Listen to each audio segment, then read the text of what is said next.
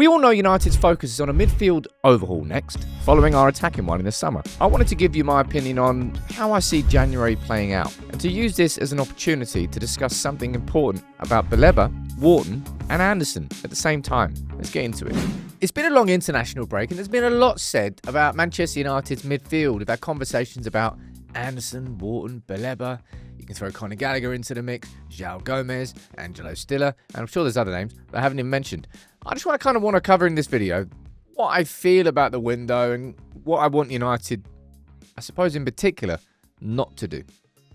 Let me explain myself, all right?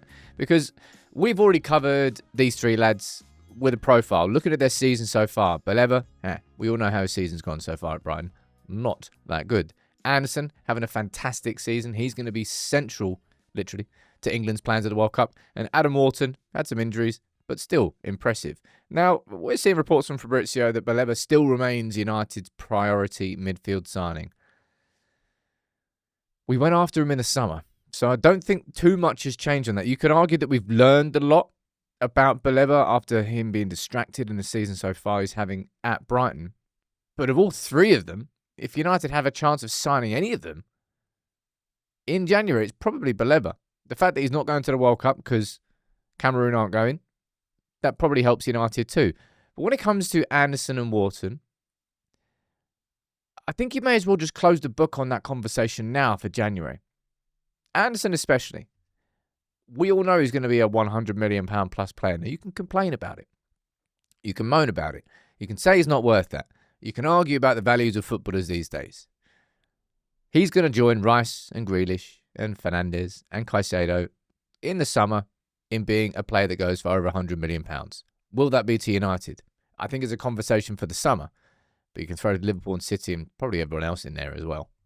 As for Adam Wharton, while I don't think his price is guaranteed to be £100 million plus, I think the conversation is still effectively the same. There's not really much point in going to Crystal Palace in January. Not with the World Cup coming up, not with Adam Wharton likely to be in Thomas Tuchel's plans, or if he's not, maybe that's a different conversation. But neither of those two, I think, are January options. And you've seen the list of midfielders that we've been linked with. But this is kind of what I really do feel about the midfielders that we could go after, right?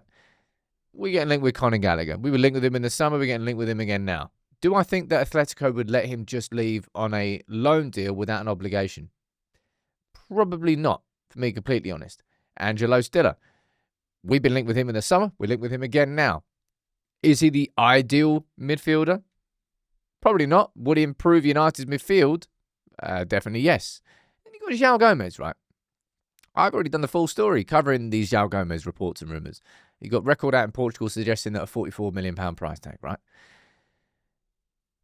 And then I'm seeing this coming from Nathan Salt from the Daily Mail, right? Saying that Anderson, Wharton, Baleba, the players I just mentioned there at the start of the video, well, they're going to be out of United's price range. So therefore, that's not going to happen in January. Maybe in the summer, maybe. But United, he's just suggesting that United aren't ruling out signing a low-cost option like João Gomez. And I couldn't really disagree with that anymore.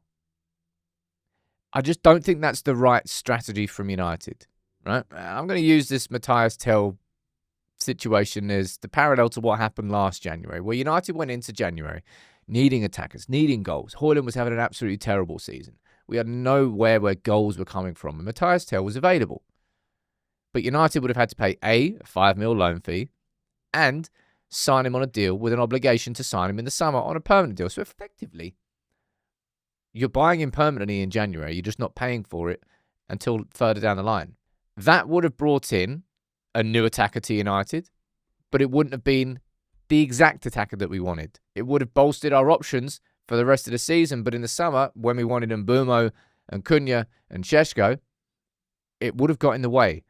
Now, I don't know whether I put João Gomez exactly in that category, but I don't like the idea that United would go into January and sign somebody effectively not our top priority, but to improve between January and the end of the season.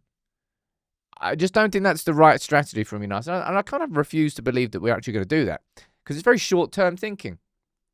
Now, could United, in theory, move Ugarte on and then bring someone like João Gomez in and kind of offset that against Gomez. So offset, say you get 15, 20 mil for Ugarte. I'm hypothetical numbers here. And then you bring in João Gomez. That might make more sense. What about Kobe? What goes on with Kobe? I don't quite know. But it's just, we're seeing completely opposite reports. Naturally, it's the international break. That United have got no intentions of bringing anybody in January. And I would be of the opinion, and I am of the opinion, that unless United can go out and get our top targets, and you can argue which one of these would be that top target, but it pretty much is going to be one of those three. It's clear that the shift, did it start this summer? It feels like the focus went this summer to Premier League proven. We did it with the attackers. We did it with Cunha. We did it with Mbuma. And we're going to do it in midfield. Whether it's one of those three, whether it's two of those three, and that's ridiculously ambitious. I would rather United had the second half of this season with the midfield that we've got. Is it perfect? No. Is it going to be a problem? Yep. Will that change? No, not really. But I would rather that than bring someone in like João Gomez or I'm not saying somebody for the sake of it, but somebody who's, I suppose, second tier compared to our top choices simply to bolster us in the short term. Now, you could argue, well, hold on, Sam, that might be the difference between United getting Champions League football and not getting Champions League football. And therefore, however much you spend on that player bringing him in, he's going to be worth that much because we're playing Champions League football this next season.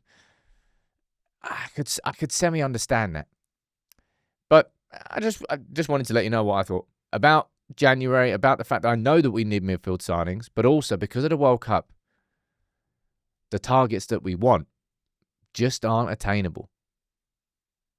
Baleba, there might be an opportunity. It depends how ruffled his relationship is with Brighton. And if Fabrizio's indeed correct and he's our priority, then that will suit United. And they might go again for Baleba. We did it in August. Maybe we go again. But for Anderson, for Wharton, for anybody else, really, who's going to the World Cup and whose stock could rise, no smart club's going to be selling them at this moment in time. So, yeah, you can let me know what you think in the comments. Do you want United to bring in my question to you, do you want United to bring in a midfielder regardless in January of whether or not it's our top choice? Or do you think that might be, do you agree with me, that short-term thinking might actually hurt us in the summer achieve our long-term goals? Let me know.